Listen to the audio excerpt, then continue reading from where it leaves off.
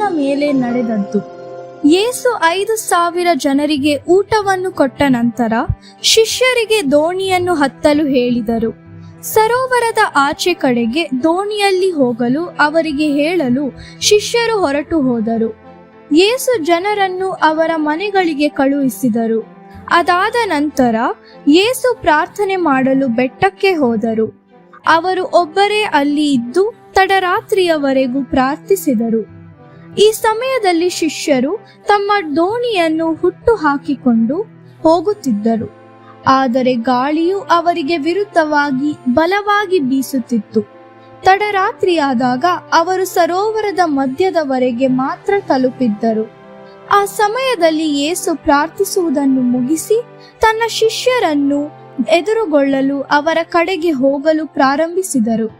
ಅವರು ನೀರಿನ ಮೇಲೆ ನಡೆದುಕೊಂಡು ದೋಣಿಯ ಕಡೆಗೆ ಹೋದರು. ಆಗ ಶಿಷ್ಯರು ಅವರನ್ನು ನೋಡಿ ಭೂತ ಎಂದು ಭಾವಿಸಿದ್ದರಿಂದ ಬಹಳ ಭಯಪಟ್ಟರು. ಅವರು ಭಯಪಟ್ಟಿದ್ದಾರೆಂದು ಯೇಸುವಿಗೆ ತಿಳಿದಿತ್ತು. ಆದ್ದರಿಂದ ಅವರು ಅವರೊಂದಿಗೆ ಮಾತನಾಡಿ, ಭಯಪಡಬೇಡಿರಿ, ನಾನೇ ಎಂದು ಹೇಳಿದರು. ಆಗ ಪೇತ್ರನು ಯೇಸುವಿಗೆ, ಪ್ರಭುವೇ, ನೀವೇ ಆದರೆ ನಾನು ನೀರಿನ ಮೇಲೆ ನಡೆದು ನಿಮ್ಮ ಬಳಿಗೆ ಬರುವುದಕ್ಕೆ ಅಪ್ಪಣೆ ಕೊಡಿ ಎಂದನು. ಯೇಸು ಪೇತ್ರನಿಗೆ, ಬಾ ಎಂದನು. ಆದ್ದರಿಂದ ಪೇತ್ರನು ಯೇಸುವಿನ ಬಳಿಗೆ ಹೋಗುವುದಕ್ಕೆ ದೋಣಿಯಿಂದ ಇಳಿದು ನೀರಿನ ಮೇಲೆ ನಡೆಯಲು ಪ್ರಾರಂಭಿಸಿದನು.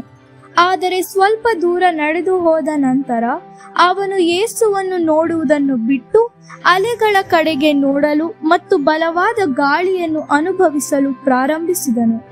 ಆಗ ಪೇತ್ರನು ಭಯಪಟ್ಟು ನೀರಿನಲ್ಲಿ ಮುಳುಗಲಾರಂಭಿಸಿದನು.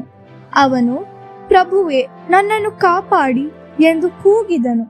ತಕ್ಷಣವೇ ಯೇಸು ಕೈಚಾಚಿ ಅವನನ್ನು ಹಿಡಿದುಕೊಂಡರು. ಆಗ ಅವರು ಪೇತ್ರನಿಗೆ, ನೀನು ಅಲ್ಪ ವಿಶ್ವಾಸಿ, ನಾನು ನಿನ್ನನ್ನು ಕಾಪಾಡುವೆನೆಂದು ಯಾಕೆ ನಂಬಲಿಲ್ಲ ಎಂದರು. ಆಗ ಪೇತ್ರನು ಯೇಸುವು ದೋಣಿಯನ್ನು ಹತ್ತಿದರು.